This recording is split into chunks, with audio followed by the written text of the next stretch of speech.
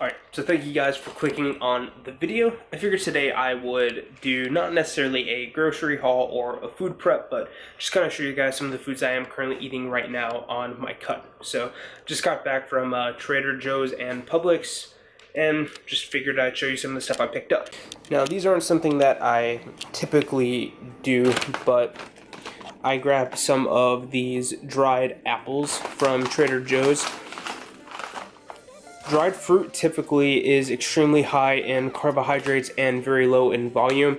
However, if I can get this to focus, for the whole bag you are looking at 32 grams of carbs, which in the grand scheme of things isn't necessarily that bad.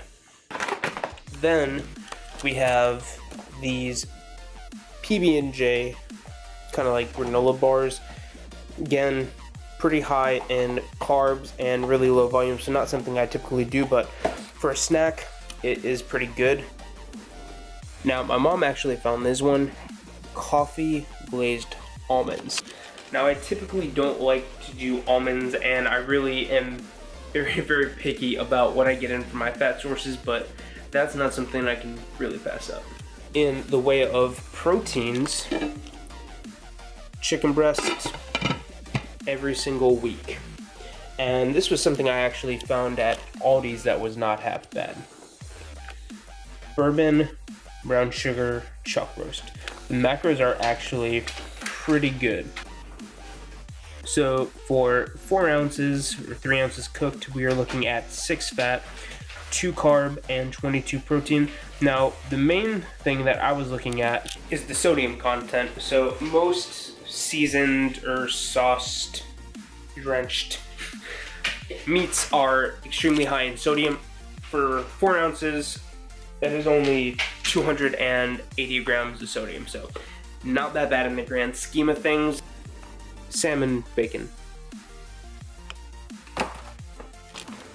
Now this is something that I picked up that's kind of new. I never have really given cauliflower a try, but riced cauliflower, per serving only 4 grams of carbs. So for this whole bag, which is, I have a pretty normal sized hand, but for a whole bag you're looking at roughly under 20 grams of carbs.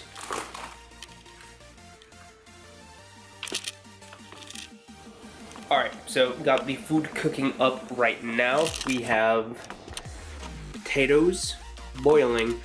Now, I used to just cut them up and cook them in the microwave, but I don't necessarily like mashed potatoes, but I like soft mashed potatoes, if that makes any sense. Oh, yeah. Chicken's cooking. Now, this right here is what I am looking forward to the most.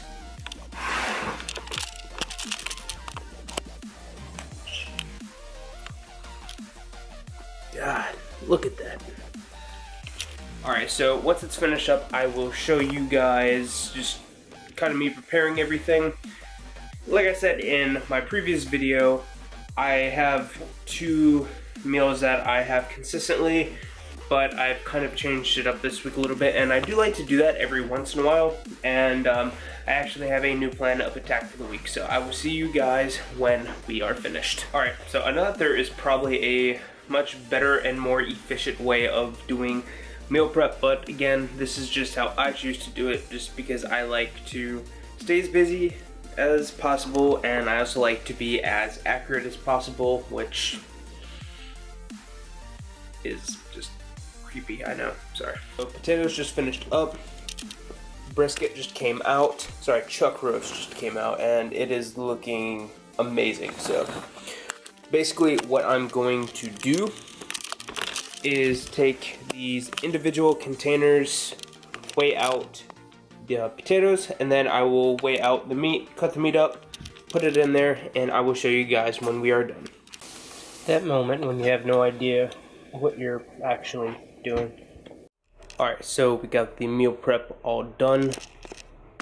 Last other meal, actually, sorry, is just chicken and rice. What I'll end up doing for those is just throwing some barbecue or something else on top, but I'm extremely tired and beat after this past week. So I'm gonna go to bed, and I'll catch you guys in the next clip. Sorry, next video.